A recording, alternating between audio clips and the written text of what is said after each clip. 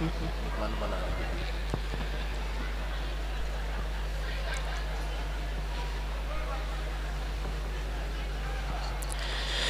الله الرحمن الرحيم. الحمد لله رب العالمين، والصلاة والسلام على سيد الأنبياء والمرسلين محمد وعلى آله وأصحابه أجمعين. أما بعد، فإن أصدق الحديث كتاب الله، وأحسن الهدي هدي محمد صلى الله عليه وسلم، وخير الأمور عوازمها، وشر الأمور محدثاتها، وكل محدثة بدعة، وكل بدعة ضلالة، وكل ضلالة في النار. وبالسند المتصل منا إلى الشيخ الإمام الهمام حافظ الحجة أمير المؤمنين في الحديث أبي عبد الله محمد بن إسماعيل بن إبراهيم بن المغيرة بن بردزبة الجعفي اليماني البخاري رحمه الله تعالى. اللهم انفعنا بعلومهم آمين يا رب العالمين. باب قول الله: ونضع الموازين القسط ليوم القيامة، وأن أعمال بني آدم وقولهم يوزن.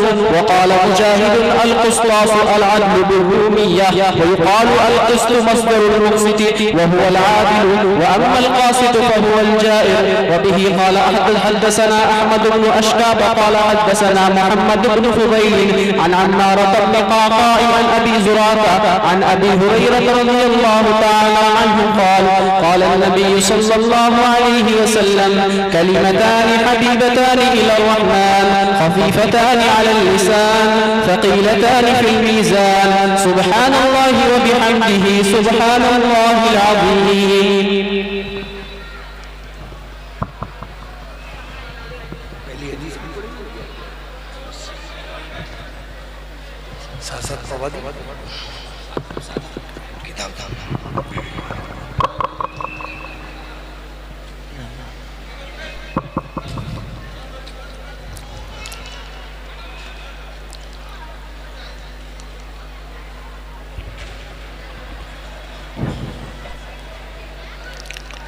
بسم الله الرحمن الرحيم.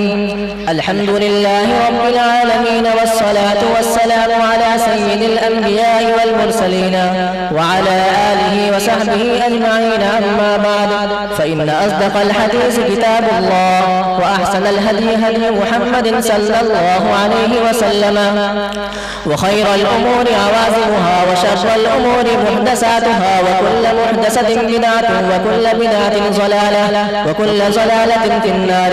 وبالسند المتصل منا إلى الشيخ الإمام الهمام الحافظ الحجة أمير المؤمنين في الحديث أبي عبد الله محمد بن إسماعيل بن إبراهيم بن المغيرة بن بردزبة الجعفي اليماني البخاري رحمه الله تعالى.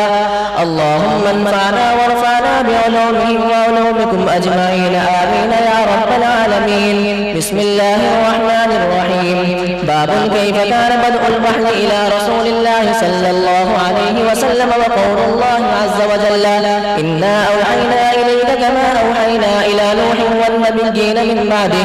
وبه قال حدثنا الهميدي قال حدثنا سفيان رحمه الله تعالى قال حدثنا يحيى بن سعيد الأنساري قال أخبرني محمد بن إبراهيم التيمي أنه سمع علقمة بن وقاص الليثي يقول: سمعت عمر بن الخطاب رضي الله عنه على المنبر يقول: سمعت رسول الله صلى الله عليه وسلم يقول: إنما الأعمال بالنيات، وإنما لامرئ ما نوى. فمن كانت هجرته إلى دنيا يصيبها أو إلى امرأة ينكحها فهجرته إلى ما هاجر إليه.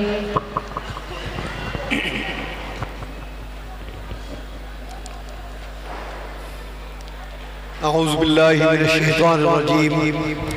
بسم الله الرحمن الرحيم.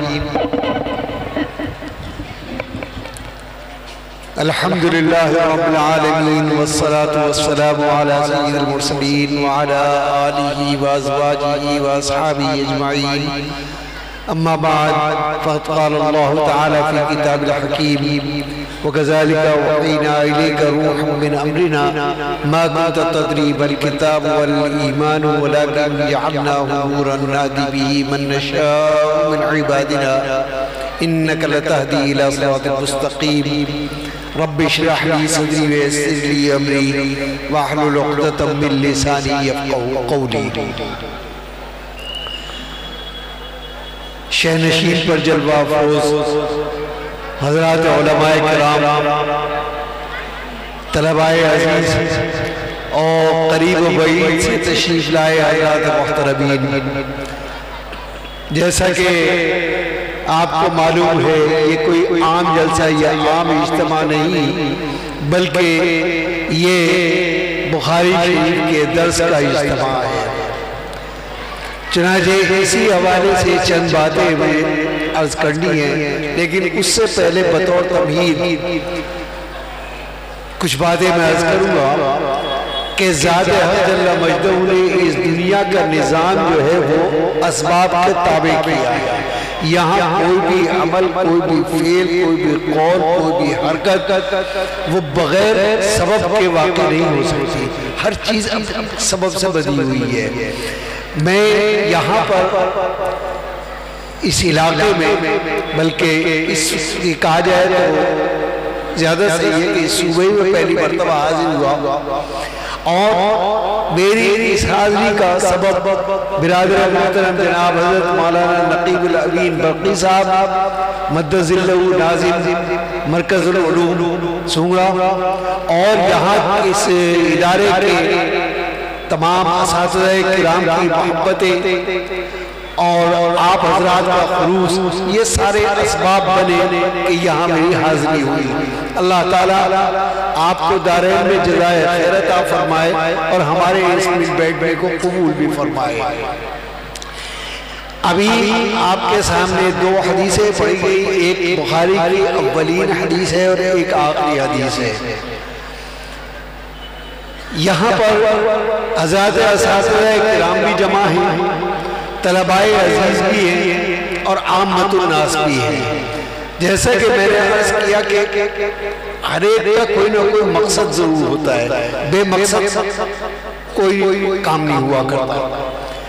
حضرات اساتذہ کرام کی موجودگی دراصل اس بات کا سمجھئے کہ اشارہ ہے، اس بات کا ثبوت اور اس بات کی دلیل ہے کہ وہ ان طلباء عزیز کو جو اس پر آج فارغ ہونے جا رہے ہیں ان کے لیے دعا کر سکے اور اپنی محنتوں کا ثمرہ دیکھ سکے، اور ان کے لیے وہ آرزویں، وہ تمنائیں جو ان کے قلوب کے اندر موزن ہیں، وہ دعائیں بن کر ان کے لبوں پر آ سکے کہ اللہ تعالیٰ ان کو دین و عمل کے اندر علم پر عمل کرنے کی توفیق سے سرفراز فرمائے۔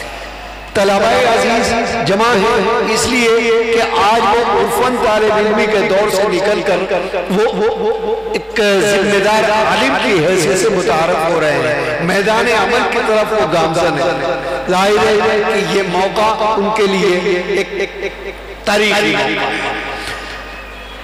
عامت الناس قریب و بعید سے تشریف لائے کہ انہیں معلوم ہوا کہ مرکز العلوم میں ختم بخاری ہے، اور وہاں پر حضرات علماء کرام کی موجودگی میں دعا ہوگی، کیونکہ آج کی رات بڑی مبارک رات ہے، آج کی رات کی جانے والی ہر دعا قبول ہوگی۔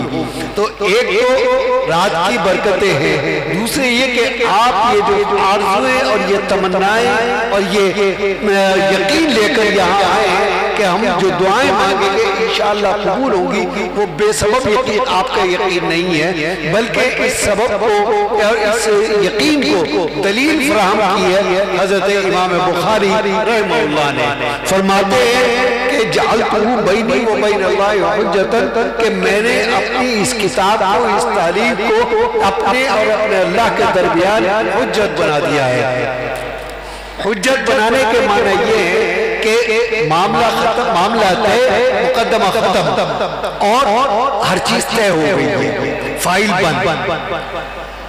تو اس کے جہاں بہت سارے علمی اور فنی محاسن ہیں، وہاں ایک اس کا حسن یہ بھی ہے کہ اس ختم بخاری کے بعد جو دعا کی جاتی ہے وہ بارگاہ رب میں قبول ہوتی ہے۔ 1350 سال امت کی گواہ، امت کی موجودگی اس بات پر شاہد اور گواہ ہے کہ اس موقع پر کی جانے والی ہر دعا کو اللہ تعالیٰ نے اپنی بارگاہ میں شرف قبولیت عطا کیا، اور اس کی وجہ ہے، اس کی وجہ کہ جس توجہ کے ساتھ امام بخاری رحمہ اللہ نے اس کتاب کی تدوین اور تالیف فرمائی ہے، وہ جماعت محدثین میں اس کی نظیر اور اس کی مثال ہمیں نہیں ملتی ہے۔ امام بخاری رحمہ اللہ جو حافظ حدیث ہے، لاکھوں حدیث حدیث تھی، بعض محدثین کہتے ہیں کہ 6 لاکھ سے زیادہ، بعض مختلف اس کے اعداد و شمار بتائے، 12 جتنی بھی احادیث تھی وہ لاکھوں میں تھی، اور انہوں نے ان لاکھوں میں سے 7,000 کم و بیش احادیث کا انتخاب کیا امام اپنی تعلیف کے لیے، اس کی تدوین کے لیے۔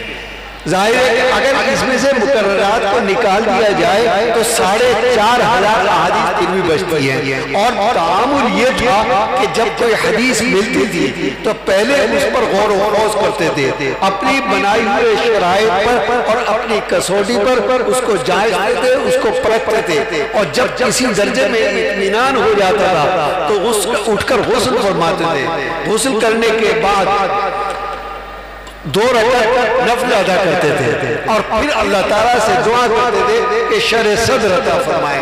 جب شرح صدر ہو جاتا تھا تو پھر رجسٹر لے کے حرم کے اندر تشریف لے آتے اور وہاں بیٹھ کر وہ لکھتے تھے۔ گویا تقدیس کے جتنے بھی گوشے، جتنے بھی پہلو ہو سکتے ہیں، وہ سارے کے سارے لا کر یہاں جمع کر دیے۔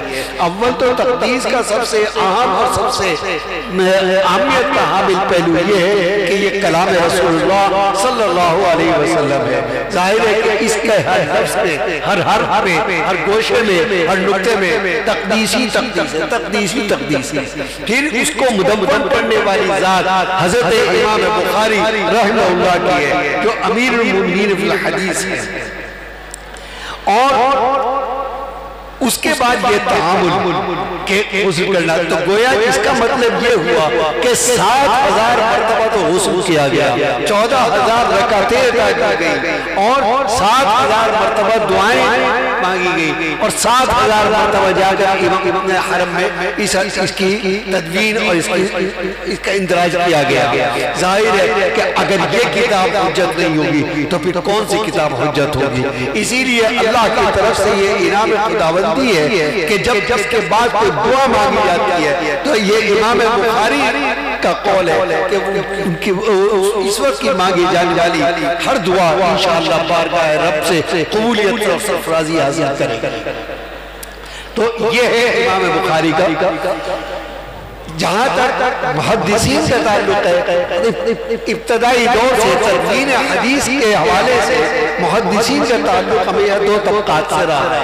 ایک طبقہ وہ ہے کہ جنہوں نے اپنی محنتوں کا اور اپنی تاویلوں کا جو مرکز اور محور بنایا وہ سنن کو بنایا، اور دوسرا طبقہ وہ ہے کہ جنہوں نے جوامع کو اپنی سرگرمی عمل کا موضوع بنایا۔ اصحاب سنن جنہوں نے سنن کو موضوع بنایا، تو اصطلاح محدثین کی اصطلاح میں سنن اس کتاب کو کہا جاتا ہے، اس تعلیف کو کہا جاتا ہے کہ جس میں عملی احکام سے متعلق فقہی احادیث کی تبلیغ و ترتیب اس نہج پر اور اس انداز پر کی گئی ہو کہ اس میں کتاب الطہارت سے لے کر کتاب الفرائض تک کا احاطہ ہو گیا ہو، اس کو سنن کہا جاتا ہے۔ اور جوامع کے لیے اس میں 8 موضوعات کا آنا ضروری ہے۔ اس میں عقائد و احکام ہے، سیر و آداب ہے، اور تفسیر و مناقب ہے، اور اشراط و فتن ہے۔ گویا یہ 8 ابواب جب آگئے تو وہ جوامع کہلائیں۔ تو دو صورتیں ہمارے سامنے، ایک سنن اور ایک جوامع۔ عام طور پر قاعدہ یہ ہے کہ جو ابتدائی دور سے چلا آ رہا ہے کہ سنن کا آغاز ہمیشہ کتاب الطہارت سے ہوتا ہے اور جوامع کا آغاز کتاب الایمان سے ہوتا ہے۔ اصحاب سنن بھی اپنے پاس دلائل رکھتے ہیں اور اصحاب جوامع بھی. اصحاب سنن اپنے آغاز کے حوالے سے بیان کرتے ہیں کہ تمام احکام شریعت کا اصل مرجع اور ماوا جو ہے، اصل ماخذ جو ہے وہ قرآن حکیم ہے، اور جس کے بارے میں خود قرآن کریم لا یمسہ الا المطہرون. اس کے علاوہ جو کہ گویا قرآن کریم کو چھونے کے لیے اور اس کو ہاتھ لگانے کے لیے انسان کا پاک ہونا ضروری ہے. اس کے علاوہ جو ترغیبی آیات آئی ہے، جیسے کہ اللہ یحب التوابین ویحب المتطہرین، اور آیات وطہر الثیاب والرجز فاہجر ولا تمنن تستکثر. تو گویا اس کے علاوہ جناب محمد رسول اللہ صلی اللہ علیہ وسلم نے اصحاب کرام کی جو تربیت کی، اس میں پاکیزگی اور نظافت کو خاص اہمیت دی. فرمایا النظافت من الایمان الطہور شطر الایمان، اور اس طرح کی حدیث. اس سے ثابت ہوا کہ طہارت جو ہے وہ ایمان پر مقدم ہے. یہ اصحاب سنن کی دلیل ہے. اصحاب جوامع اپنی دلیل پیش کرتے ہیں. وہ کہتے ہیں کہ ان الذین آمنوا وعملوا الصالحات، قرآن کریم میں جہاں جہاں بھی ایمان اور عمل کا مجموعی اعتبار سے ذکر آیا ہے، اس میں یہی ترتیب ملے گی کہ ایمان عمل پر مقدم ہے. لہذا انہوں نے اپنی کتاب کا آغاز کتاب الایمان سے کیا کہ ایمان جو ہے وہ تمام اعمال پر مقدم ہے. اس لیے کہ عمل کتنا بھی عظیم ہو، کتنا بھی بڑا ہو، کتنا بھی مرتبے والا ہو، لیکن اگر اس کا مدار ایمان پر نہیں ہے تو بارگاہ رب میں اس کو کوئی اہمیت اور کوئی وقت نہیں ہے. امام بخاری رحمہ اللہ کو ذات حق جل مجدہ نے ذہانت، فراست، فہم و فراست، شعور، استعداد اور صلاحیت اور بصیرت کے وہ محاسن عطا فرمائے تھے کہ ان کا بالکل جو ان کے امتیازات ہیں، ان کے اختصاصات ہیں، ان کے تفردات ہیں، وہ بالکل مختلف ہے، اور پوری جماعت محدثین میں اس کی کوئی نظیر اور اس کا کوئی بدل موجود نہیں ہے. امام بخاری رحمہ اللہ نے اپنی اس تعلیف یعنی اپنی اس جامع کا آغاز مروجہ قانون اور مجوزہ ضابطوں سے الگ ہٹ کر اس کا آغاز کیا بد الوحی سے. کتاب الایمان سے نہیں کیا، بد الوحی سے. اور اس کے لیے دلیل آئے وَكَذَلِكَ أَوْحَيْنَا إِلَيْكَ رُوحًا مِّنْ أَمْرِنَا مَا كُنْتَ تَدْرِي مَا الْكِتَابُ وَالْإِيمَانُ، کہ ہم نے اسی طرح سے آپ پر وحی کی. آپ وحی کے آنے سے قبل آپ یہ نہیں جانتے تھے کہ ایمان کیا ہے اور کتاب کیا ہے. یہاں پر ایک تفسیری نقطہ ذہن میں رہنا چاہیے کہ یہ جو ہے ما کنت تدری بل کتاب والایمان. ایک حدیث ہے جس میں فرمایا کہ اول ما خلق اللہ نوری، کائنات کی تخلیق سے پہلے جناب محمد رسول اللہ صلی اللہ علیہ وسلم کی حقیقت کو پیدا کیا گیا، اور اس حقیقت کو علم کے اندر گون دیا گیا تھا، جس کا حاصل یہاں پر یہ نکلتا ہے کہ آپ کی جو ایمان اور علم کی جو سمجھئے کہ جز تھے وہ اجزا و آپ کی فطرت کے اندر پہلے سے شامل تھے، لیکن وہ خفتہ اور قبیدہ تھے. تفسیر اور تشریح جو ہے قرآن نے آ کر کی. یہاں جو اشارہ ہے ما کنت تدری ما الکتاب والایمان، وہ دراصل اسی کا ہے. دوسری جگہ فرمایا کہ اوتیت العلم الاولین والآخرین، تو گویا آپ کا امتیاز اور آپ کا اختصاص اللہ تعالیٰ کی طرف سے جو پیدائش ہوتا وہ ہے علم. آپ کی حقیقت کو اللہ تعالیٰ نے علم کے اندر گونج کر پیدا کیا. تو گویا کہتے ہیں امام بخاری رحمہ اللہ کہ اصل چیز مادہ شریعت ہے. وحی کا نزول جو ہے وہ مادہ شریعت ہے، وحی مادہ شریعت ہے. اسی لیے انہوں نے اپنی کتاب کا آغاز کیا کہ بد الوحی سے، کہ پہلے مادہ شریعت سے واقف، ایمان کا درجہ تو اس کے بعد آتا ہے. اس کے بعد ترجمہ الباب قائم کیا کیف کان بد الوحی الی رسول اللہ صلی اللہ علیہ وسلم، کہ نبی کریم علیہ السلام پر وحی کس طرح سے نازل ہوئی. اس کا بیان. اس کے بعد اس ترجمہ الباب کا جو منطقی اور عقلی تقاضا تھا وہ تھا یہ کہ اس کے بعد فوراً کوئی وحی سے متعلق حدیث آنی چاہیے تھی, وحی کے کسی شعبے سے ہونی چاہیے تھی, لیکن ایسا نہیں ہوا. وحی کے کسی شعبے سے حدیث نہیں آئی بلکہ حدیث کون سی ہے؟ انما الاعمال بالنیات. سوال پیدا ہوتا ہے کہ وحی میں اور نیت کے اندر کیا نسبت ہے؟ بظاہر تو کوئی نسبت نہیں, اس لیے کہ وحی فعل خداوندی ہے اور نیت انسان کی ذات سے تعلق رکھتی ہے. تو دونوں کے اندر کیا نسبت ہے؟ امام بخاری رحمہ اللہ نے یہاں اس کی نسبت بیان ہے کہ وحی جو ہے وہ دین کا نقطۂ آغاز ہے اور نیت جو ہے وہ عمل کا نقطۂ آغاز ہے. اس لیے یہ نسبت قائم ہے. یہ امام بخاری کی اعلیٰ ترین بصیرت اور اعلیٰ ترین فراست کا وہ نمونہ ہے کہ آپ اس کے بعد کتاب الایمان لے کر آئے, کیونکہ جب ہمیں یہ معلوم ہو گیا کہ مادہ شریعت سے واقف ہو گئے, اس لیے کہ اصول یہ ہے کہ مادہ مقدم ہوتا ہے اور شکل مؤخر ہوتا ہے.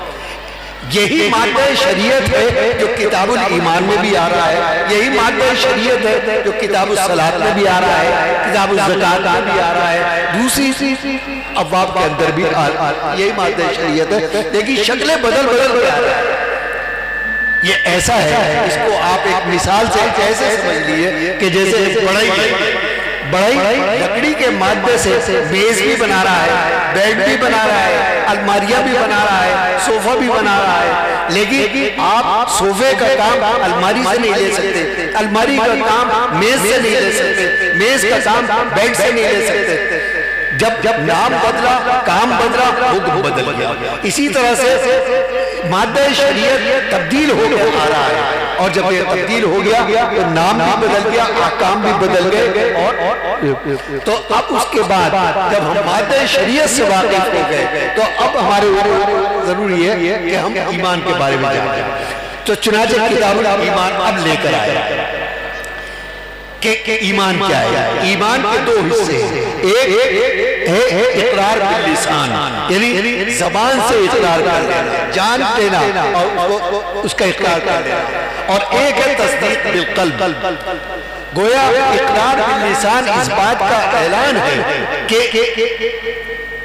وہ انسان کے جس نے اللہ کی وحدانیت کا, اللہ کی الوہیت کا, نبی کریم علیہ السلام کی رسالت کا, اسلام کی صداقت کا اقرار کر دیا, وہ دائرہ اسلام میں بحیثیت امت مسلمہ کے فرد کے داخل ہو گیا ہے. اب وہ امت مسلمہ کا فرد شمار ہوگا, لیکن ابھی مومن نہیں کہہ